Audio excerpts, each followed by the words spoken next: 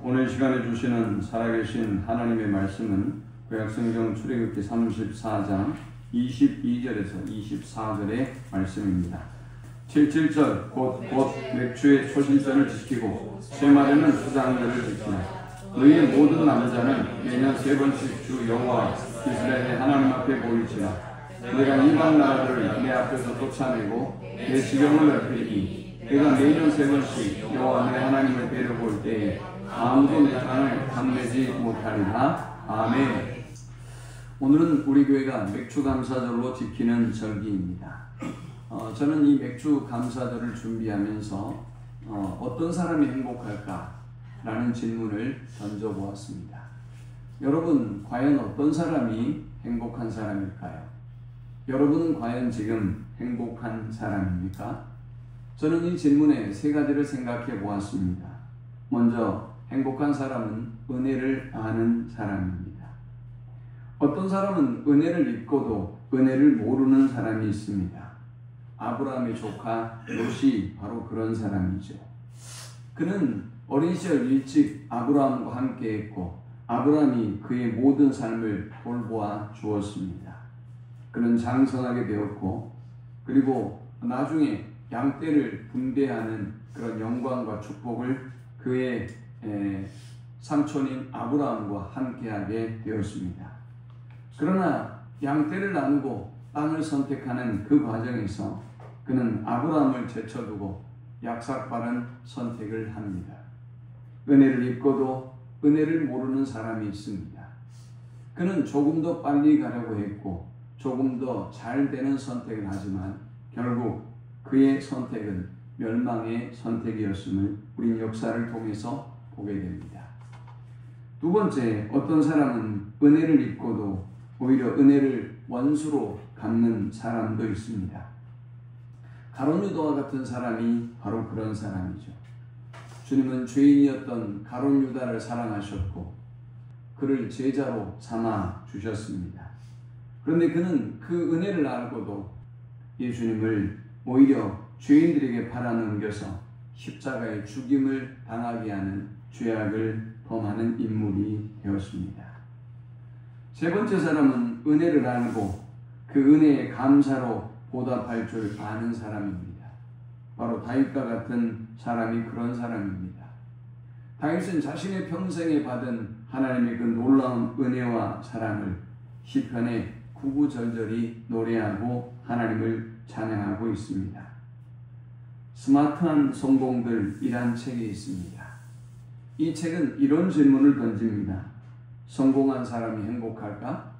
아니면 행복한 사람이 성공할까?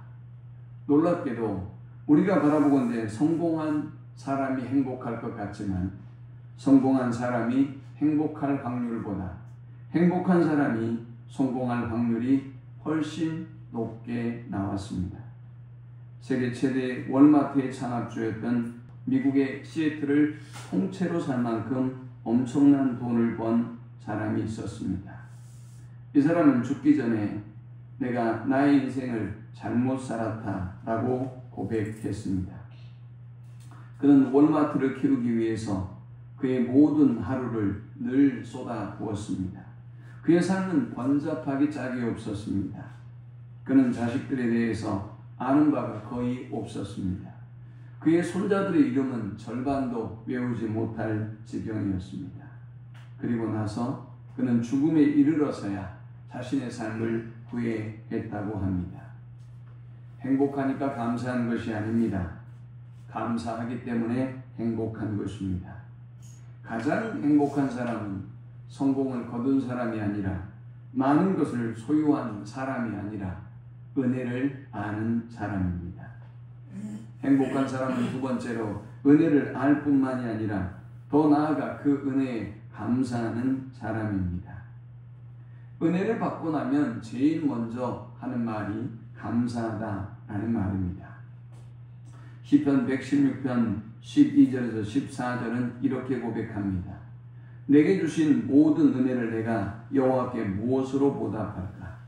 내가 구원의 잔을 들고 여호와 이름을 부르며 여호와의 모든 백성 앞에서 나는 나의 소원을 여호와께 갚으리로다 라고 했습니다.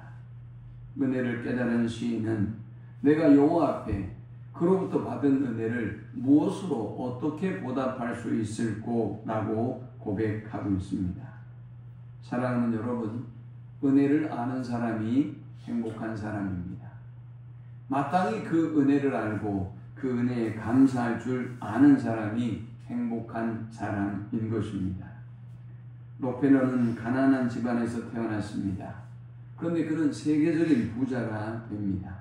그가 31살이 되었을 때 그는 100만 불의 순이익을 얻게 되었습니다. 43세에 그는 미국에서 제일 큰 회사를 소유하게 됩니다. 그리고 10년 만에 억만장자가 되어서 세계 제일의 부호가 되었습니다. 그런데 당시 알로페시아라는 병에 그는 걸리고 말았습니다. 이 병은 머리카락이 빠지고 눈썹이 빠지고 온몸이 말라서 죽어가는 병이었습니다. 의사는 앞으로 당신은 1년을 넘기기 어렵다라고 진단하고 선언했습니다. 록펠러는 어려울 때 하나님께 소원했던 것을 기억합니다. 그리고 그날 밤 자신은 자신의 삶을 재헌신하기로 다짐하며 결단했습니다. 그는 하나님 앞에 회개했습니다. 그리고 그가 소원했던 대로 그는 일생 동안 4,928개의 교회를 지었고 24개의 대학을 설립합니다. 그는 의사의 진단과는 상관없이 98세까지 건강하게 살다가 하나님의 부르심을 입었습니다. 그는 엄청난 부를 누렸으면서도 겸손하게 믿음을 지켰고 변절되지 아니하는 신앙의 사람이었습니다. 그 이유는 어머니가 그 위대한 신앙의 유산을 그에게 물려주었기 때문입니다. 그는 말년에 어머니를 기념하기 위해 뉴욕 맨하튼 허드슨 강변에 리버사이드 처치라는 교회를 세웠습니다. 지금도 22층의 종탑에서는 낮 12시가 되면 변함없이 종이 울립니다. 이 성전의 봉헌식을 하던 날 기자가 록펠러에게 물었습니다. 회장님은 어떻게 이렇게 엄청난 축복을 받았습니까? 록펠러는 이렇게 고백합니다. 저희 어머니는 가난했지만 어려서부터 신앙으로 살도록 나를 소원했고 또 신앙을 유산으로 물려주셨습니다. 나는 그것을 지켰습니다. 내가 8살 때 교회를 함께 가면서 20센트를 내게 주셨습니다. 그때부터 철저하게 3가지를 가르쳤습니다. 하나는 11조는 하나님의 것이니 내가 쓰지 말고 반드시 하나님께 드려라. 또 하나는 너는 언제나 앞자리에 앉아 예배를 드리며 주일을 거룩하게 성수하라. 3번째는 목사님의 말씀에 철저히 순종하여 내 인격을 성숙시켜라.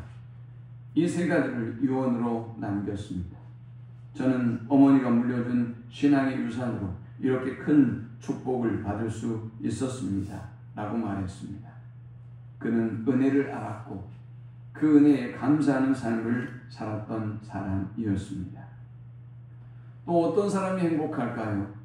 은혜에 감사하며 이웃과 함께 나눌 줄 아는 사람이 행복합니다. 시편 116편 12절에는 내게 주신 모든 은혜를 내가 여호와께 무엇으로 보답할까? 라고 시인이 노래했습니다. 은혜를 알고 감사하고 있는 것이죠. 그런데 그는 감사해서 멈추지 않습니다. 내가 무엇으로 주님의 은혜에 보답할 수 있을까? 라고 노래했습니다. 이웃과 나누는 신앙, 이웃을 돌아보는 신앙, 이웃과 함께할 줄 아는 신앙이 행복한 신앙인입니다. 감사할 줄 아는 사람에게는 행복이 있습니다. 내 이웃을 돌아보고 이웃과 함께 이 감사와 기쁨과 즐거움을 나눌 줄 아는 사람은 진정한 행복을 누리는 사람입니다. 탈무드에는 다음과 같은 명언이 있습니다. 이 세상에서 가장 똑똑하고 현명한 사람은 누구인가? 모든 사람에게 늘 배우려는 자세를 가지고 사는 사람이다. 이 세상에서 가장 강한 사람은 누구인가? 자기 자신을 이기는 사람이다.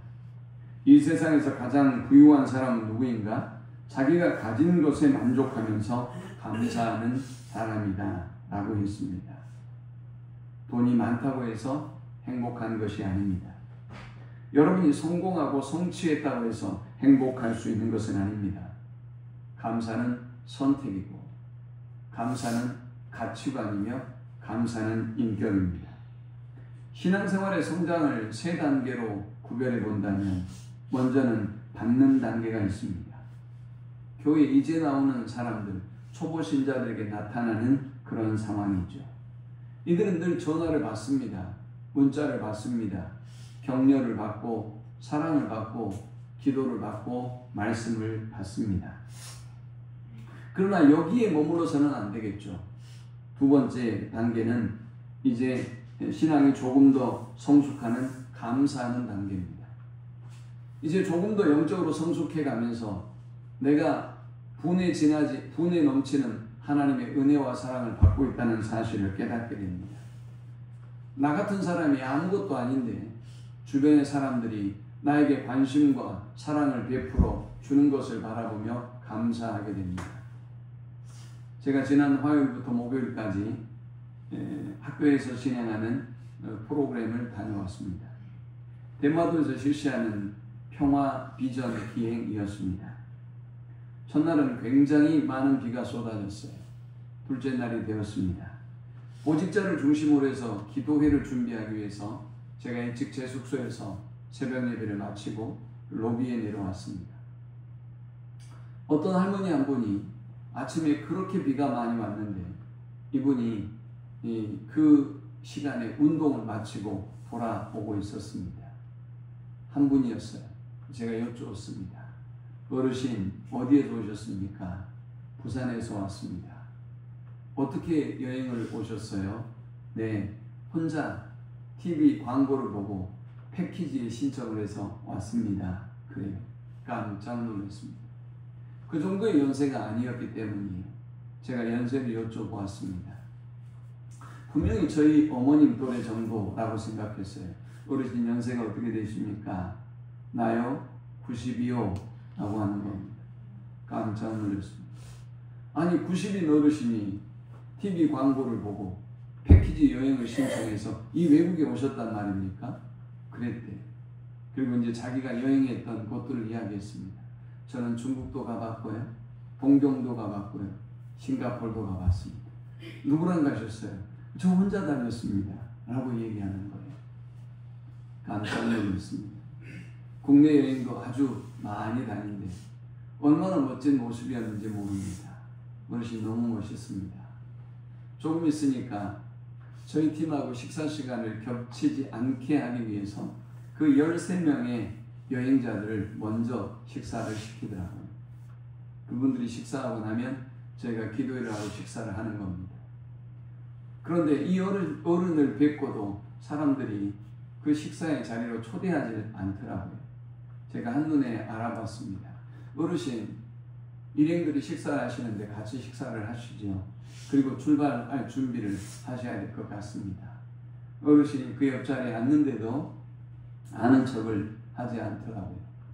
그렇게 둘째 날에 여행을 소화한 것 같습니다. 저희는 저희의 일정을 소화했죠. 그리고 이제 그 다음 날이 됐습니다. 여전히 저는 우리 보직자들 기도회를 준비하기 위해서 내려와 있었는데 그 어르신이 엘리베이터를 타고 일찍 내려오셨습니다. 그리고 저에게 바카스 한 병과 자유시간이라는 초코바를 주셨습니다.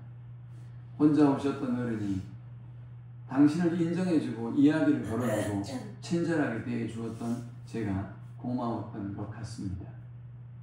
감사했어요.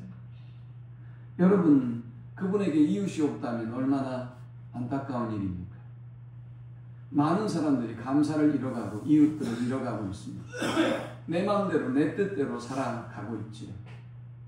제가 드라마를 잘 안 보는 사람입니다. 그런데 요즘 드라마를 좀 봤던 게 있어요. 다 보지는 못했습니다. 미지의 서울이라고 하는 드라마였습니다. 박보영이라는 배우가 두 인물을 두 인물의 역할을 소화하는 그런 드라마입니다. 이 드라마의 대사들이 너무나 놀라워서 제가 시간이 있을 때마다 그 드라마를 봤습니다. 그 드라마가 시간이 지나면서 점점 더 재미가 없어지는 것 같아 주옥 같은 대사도 별로 없었습니다. 어제 드디어 제가 그 드라마를 자세히 들여다보았습니다. 이 드라마에 이런 내용이 있어요. 박보영이라는 미지라는 이 친구가 자기 상처와 자기 아픔을 갖고 자기 세계에 갇힙니다. 나오려고 하지 않습니다.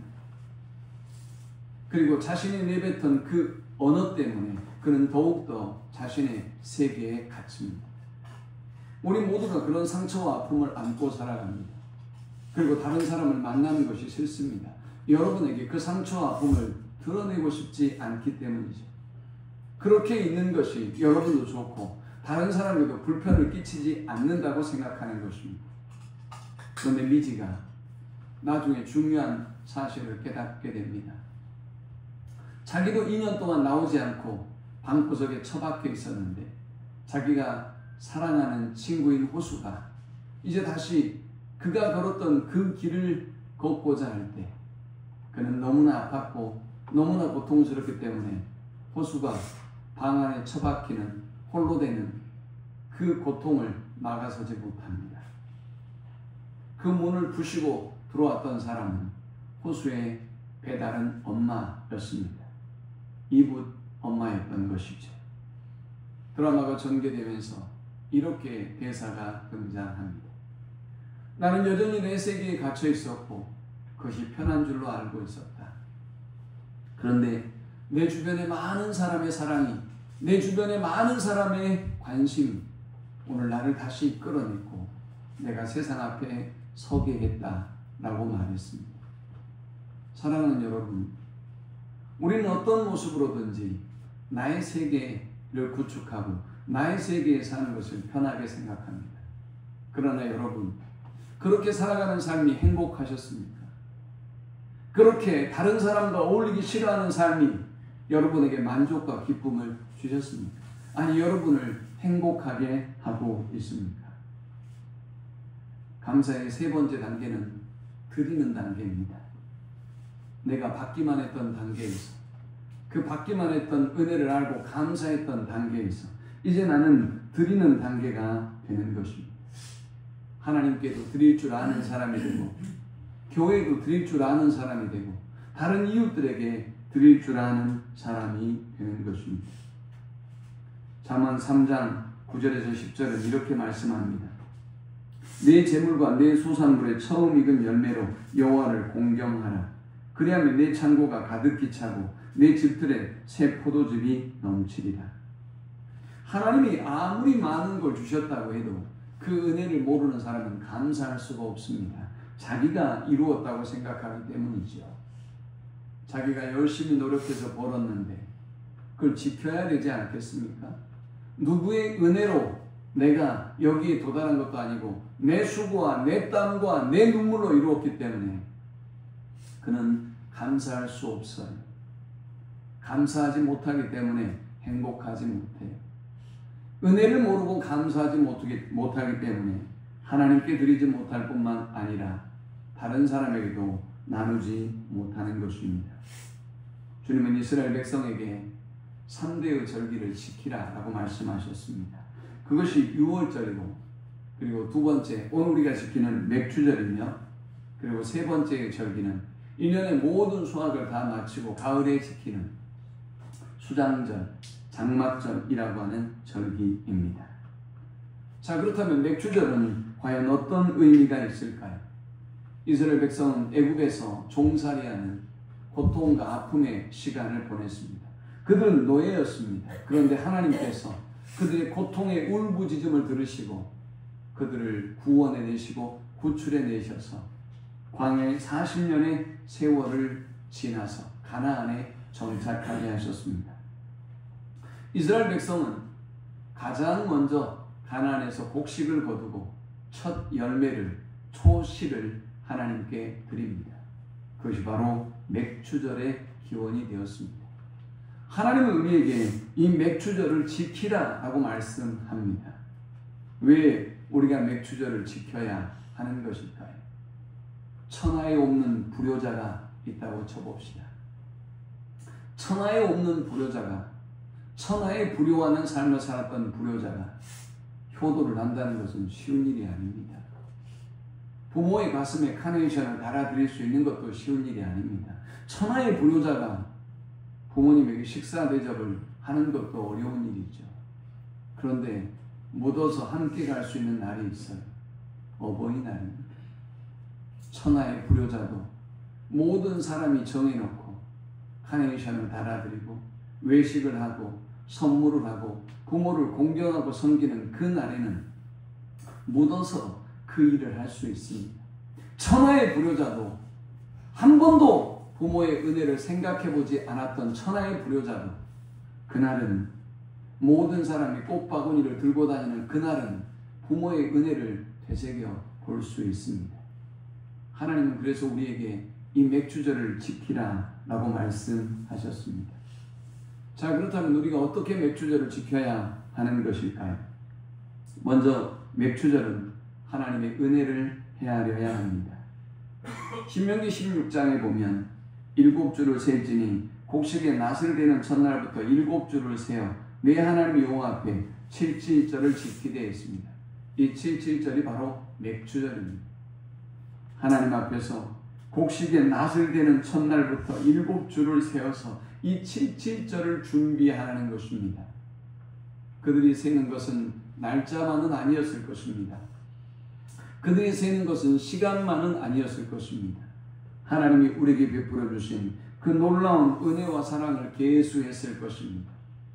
하나님이 때를 따라 비를 주시고 하나님이 때를 따라 멋진 일조량으로 우리의 곡식을 첫 열매를 거두게 하시는 것을 기억하고 헤아리며 하나님께 감사하는 절기가 바로 맥주절이었던 것입니다. 사랑하는 여러분, 감사하는 삶이 아름답습니다. 집은 반석 위에 세워야 합니다. 집은 조망권이 아름다워야 합니다. 산이나 강이나 바다가 바라보이는 곳이면 아주 가치가 있는 집이고 비싼 집이죠. 그러나 신앙생활은 아름다운 곳에 세워서는 안 됩니다. 편한 곳에 세워서는 안 됩니다. 신앙생활은 감사 위에 세워야 하는 것입니다. 돌아보면 저와 여러분의 모든 삶 전체가 하나님의 은혜이지 않습니까? 그러면 우리가 감사하지 않을 어떤 이유도 없는 것입니다. 여러분의 노동도 중요했습니다. 밤 못 자고 수고했던 여러분의 그 모든 수고와 땀도 중요했습니다. 그런데 하나님이 건강을 주시지 않았으면 일할 수 있었을까요? 하나님이 생명을 주시지 않았다면 여러분이 지금 눈 뜨고 두 다리를 딛고 이곳에 설 수 있었을까요? 여러분이 가지고 열심히 수고하고 노력하는 그 직장도 하나님이 허락하지 않았다면 여러분의 직장이 될 수 없었을 것입니다. 우리는 하나님의 그 은혜의 손길로 상반기를 살았고 이렇게 그 은혜로 서 있습니다. 주님은 이 맥주의 감사절을 지키라고 말하면서 은혜를 헤아릴 뿐 아니라 하나님의 은혜에 감사하라고 말씀하고 있습니다. 신명기 16장 10절에 내 하나님 여호와 앞에 7.7절을 지키되 내 하나님 여호와께서 내게 복을 주시는 대로 내 힘을 헤아려 자원하는 예물을 드리고 있습니다. 하나님은 우리에게 복을 주셨다는 것입니다. 그러므로 우리는 그 복을 헤아려서 우리가 하나님께서 주신 그 은혜의 복을 헤아려서 힘을 다해서 하나님께 감사해야 한다라고 말씀하고 있습니다. 여러분, 저와 여러분의 삶이 얼마나 욕심 많은 삶이었는지 돌아보십시오. 저 태평양 바닷물을 마셔도 여전히 목마를 것 같은 그런 욕심의 삶을 우리가 살아가고 있습니다. 얼마나 많은 하나님이 은혜와 축복을 주셨건만 우리는 벌어도 부족하다고, 여러분의 집이 커져도 부족하다고 부르짖고 있습니다. 하나님은 저와 여러분에게 주셨던 그 복을 헤아려 보고 그리고 힘을 다해서 감사할 것을 말씀하고 있습니다. 맥주절은 은혜를 헤아리는 절기이며 맥주절은 감사를 회복하는 절기이고 세 번째 맥주절은 함께 즐거움을 나누는 절기입니다. 신명기 16장 11절 12절에 너와 내 자녀와 노비와 내 성중에 있는 레위인과 및 너희 중에 있는 객과 고아와 과부가 함께 내 하나님 여호와께서 자기 이름을 두시려고 택하신 곳에서 내 하나님 여호와 앞에서 즐거워할지니라 했습니다. 하나님은 이스라엘 백성이 애굽의 종되었던 때를 기억하면서 오늘 우리 주변에 자녀와 노비와 성중에 있는 레위인뿐만이 아니라 객과 고아와 과부, 그 시대에 가장 연약한 사람들로 치부되었던 자들과 함께 즐거워하고 기뻐하라라고 말씀하고 있습니다. 여러분, 그러므로 이 맥주의 절기에는 세 가지가 다 있습니다. 인간이 행복해지기 위한 은혜를 헤아리게 하는 절기가 맥주절입니다. 그 은혜를 알고 감사를 회복하고 감사하는 절기가 맥주절입니다. 나 하나만 위하여 살았고 나 하나밖에 몰랐던 이기적인 우리가 이웃들을 돌아보며 함께 기뻐하고 즐거워하는 절기가 이 맥주절인 것입니다. 그러므로 우리는 이 맥주절을 즐기는 것 자체가 놀라운 축복이요 은혜가 아닐 수 없습니다. 그런데 하나님은 오늘 이 본문에서 우리가 맥주절을 지킬 때 이런 복을 주시겠다라고 세 가지로 약속하고 있습니다. 먼저 첫 번째는 내가 이방 나라들을 내 앞에서 쫓아내고 라고 말씀하셨습니다. 하나님은 먼저 승리의 복을 약속하셨습니다. 이스라엘 백성이 가나안 땅에 도달했을 때 그곳에는 7의 족속들이 있었습니다. 헷 족속, 기르가스 족속, 아모리 족속, 가나안 족속, 브릿 족속, 히위 족속, 여부스 족속이 그곳에 살고 있었습니다. 그런데 하나님은 그들을 쫓아내시고 그들을 추방하시고 하나님께서 이스라엘 백성에게 지금 그들이 거주하고 있는 그 땅을 주셨습니다. 원래 그 땅은 하나님이 지으신 하나님의 땅이기 때문에 하나님이 주실 수 있었던 것이죠. 사랑하는 여러분, 우리가 그 은혜를 알고 그 은혜에 감사하고 그리고 그의 말씀대로 절기를 지키고 예배하며 감사하면 하나님께서 여러분 앞에 있는 모든 대적들을 경쟁자들을 물리쳐 주시고 그 자리에서 승리의 기쁨과 감격을 누리게 하여 주실 줄 믿습니다. 사실 이스라엘 족속들은 그 땅을 차지할 수가 없었습니다. 가나안 7 부족은 굉장히 강한 족속이었기 때문입니다. 그들은 이미 철기의 문명으로 무장해 있었던 사람들이었습니다. 그런데 어떻게 그들이 이길 수가 있겠습니까? 그들의 군사력은 이스라엘 백성이 비교해 보면 정말 어마어마한 정도였습니다. 그런데 주님이 그 땅을 주셨습니다. 주님이 그들에게 승리를 주셨습니다. 레위기 26장 28절은 말씀합니다. 너희 5이 100을 쫓고 너희 100이 10,000을 쫓으리니 너희 대적들이 너희 앞에서 칼에 엎드러질 것이야. 하나님께서 5이 100을 쫓도록 힘있게 하시겠다고 말씀하셨습니다. 하나님께서 너희 100이 10,000을 쫓아낼 만큼 너희를 강하게 하시고 너희를 이기게 하시겠다고 약속해 주셨습니다. 그렇습니다. 사랑하는 여러분, 전쟁은 하나님께 속하는 것입니다. 하나님께 맡길 줄 알고 하나님을 의지하는 사람은 우리를 위해서 싸우시고 우리에 앞서 싸우시는 하나님의 능력을 경험하는 삶을 살아갑니다. 인생이든 사업이든 학업이든 그 어떤 일이든 하나님의 은혜를 잊어버리고 내 힘과 내 방법으로 살아가는 사람은 결코 이 모든 위기와 어려움을 이겨낼 수가 없습니다. 대적을 물리칠 수 없고 사업의 압박 속에서 건강을 잃고 경제적인 압박 속에서 대적의 압박 속에서 힘들어 절망과 깊은 나락에 빠지고 마는 것입니다.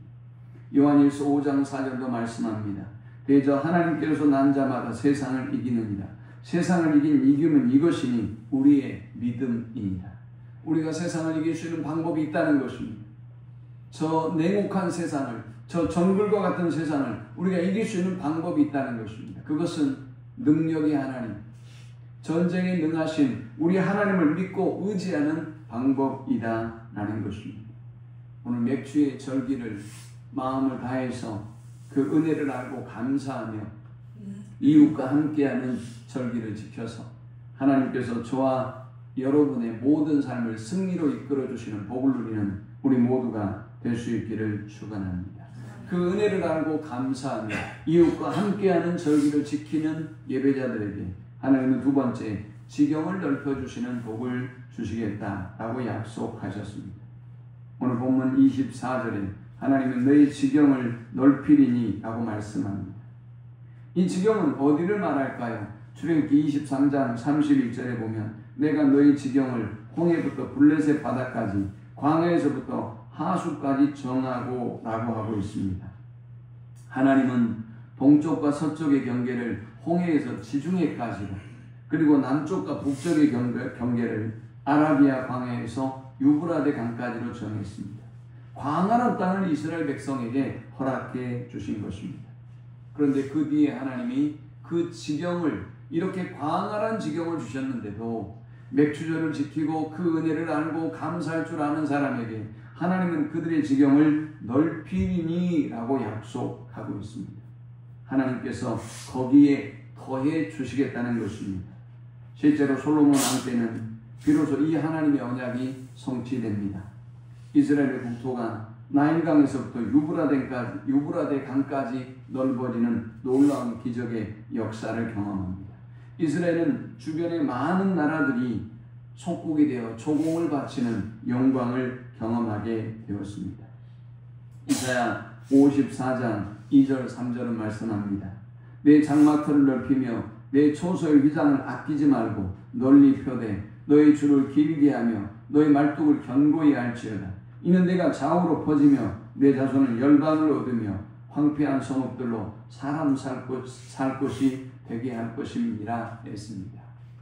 여러분, 우리는 우리 자신이 얼마나 연약한 존재라는 사실을 잘 알고 있습니다. 얼마나 우리가 무능한 존재라는 것을 너무나 잘 알고 있습니다. 여러분의 실력으로, 여러분의 능력으로 도전할 수 있는 것들이 많지 않다는 것을 너무나 잘 압니다. 그래서 우리는 좌절하고, 그래서 우리는 낙심합니다. 그런데 우리 주님이 말씀하셨습니다. 내가 너의 지경을 넓힐 것이다. 너의 장막터를 넓힐 것이다. 그러므로 너의 초소의 휘장을 아끼지 말아라. 너의 줄을 길게 하여라. 너의 말뚝은 견고히 해라 라고 말씀합니다. 사랑하는 여러분, 믿는 사람도 연약하고 믿지 않는 사람도 연약합니다. 우리 모두는 우리 자신의 한계를 가지고 살아갑니다. 그러나 믿는 사람이 무서운 이유가 뭘까요? 그들의 배후에는 하나님이 계시기 때문입니다. 그들은 자신의 지혜로 사는 사람들이 아닙니다. 하나님의 지혜로 살아가는 사람입니다. 그들은 자신의 능력으로 세상을 사는 것이 아닙니다. 하나님의 능력으로 세상을 살아갑니다. 얼마 전까지만 해도 우리나라에 수저 논쟁이 참 많았습니다. 금수저, 은수저, 흑수저 논쟁이 많았죠. 그러면서 불공평한 세상에 대한 한탄을 했습니다. 아니, 그러면서도 여러분은 금수저가 되고 싶었습니다. 이상하죠. 세상에 여러분의 삶의 배경이 되어주는 어떤 사람만 있어도 그렇게 든든한데, 그런 사람이 여러분의 배후에 있었으면 좋겠는데, 놀랍게도 하나님의 백성들이 우리의 전능하신 하나님, 영원히 변함없는 배경이 되어주시는 하나님의 은혜를 구하지 않고 하나님의 도움을 구하지 않습니다. 자신의 힘으로 이 험악한 세상을 살아가려고 하죠. 그러니 낙심하고 절망하지 아니할 수가 있겠습니까? 오늘 주님의 말씀을 기억하면서 은혜를 알고 감사하고 또 그 은혜의 감사와 더불어 이웃과 함께 절기를 지킴으로 하나님이 저와 여러분의 지경을 넓혀주시는 복과 은혜를 누리는 우리 모두가 될 수 있기를 축원합니다. 마지막 세 번째는 안전과 보호의 복입니다. 내가 매년 3번씩 여호와 내 하나님을 뵈려볼 때 아무도 내 땅을 탐내지 못하리라 라고 말씀했습니다. 이스라엘 백성은 하나님 앞에 3번의 절기를 지키면서 멀게는 한 달이 걸려서 예루살렘에 올라왔습니다. 그리고 그 절기를 지키며 하나님께 감사의 찬양과 경배와 예물을 드렸습니다. 그때 대적들이 쳐들어와서 집안에 있는 여자들과 그리고 가축과 모든 재산을 탐하고 침탈할 수 있습니다. 그런데 하나님이 지켜주시겠다고 약속하고 있습니다. 은혜를 알고 감사하는 사람은 하나님께서 가정을 지켜주십니다. 하나님께서 저와 여러분의 건강도 지켜주십니다. 하나님께서 그런 은혜를 알고 감사하는 사람에게 그들의 생업의 현장도 지켜주시고 그들의 삶을 지켜 보호해 주시는 것입니다. 아무도 너의 땅을 탐내지 못하게 할 것이며 엿보지 못하게 할 것이라고 하나님이 약속하고 있습니다. 시편 37편 32절 33절을 말씀합니다. 악인이 의인을 엿보아 살해야 할 기회를 찾으나 여호와는 저를 그 손에 버려두지 아니하시고 재판 때에도 정죄치 아니하시리로다. 악인이 의인을 해하려고 해도 하나님이 지켜 보호해 주신다는 것입니다. 잠언 24장 15절 16절에는 악한 자여 의인의 집을 엿보지 말며 그 쉬는 처소를 헐지 말지니라. 그래서 의인은 7번 넘어질지라도 다시 일어나려니와 악인은 재앙으로 인하여 엎드러지느니라 했습니다. 그러므로 사랑하는 여러분, 악한 세상을 두려워할 필요가 없습니다. 그러므로 믿음의 사람들이 저 악인들을 바라보며 두려움에 떨 필요가 없는 것입니다. 하나님은 해가 우리를 덮치지 못하도록 안전하게 우리를 지켜주시고 보호해 주시겠다고 약속하고 있습니다. 이제 말씀을 맺습니다. 시편 130편 1절에 보면 내 영혼아 하나님을 송축하며 하나님의 은혜를 잊지 말라라고 선포합니다. 하나님의 백성들은 그의 은혜를 잊어서는 안 됩니다. 우리는 이 절기를 지키며 그 은혜를 헤아려야 합니다. 그리고 마음으로부터 그 은혜에 감사해야 합니다. 그리고 그 은혜를 찬양해야 합니다. 그리고 우리의 소유로도 하나님께 감사의 예물을 봉헌해야 합니다. 이웃들과 함께 기뻐하고 즐거워해야 합니다. 그때 하나님 우리에게 승리를 주시고 그때 하나님 우리를 번성케 하시며 그때 하나님이 우리에게 안전을 주시고 보호해 주실 것입니다. 이 맥주 감사절을 맞아 잃어버렸던 은혜가 회복되고 감사가 회복되며 또 예배가 회복되어서 하나님이 약속하신 이 놀라운 군복을 받아 누리는 주의 백성들이 다 되시기를 주의 이름으로 간절히 축원합니다. 우리 함께 기도합시다.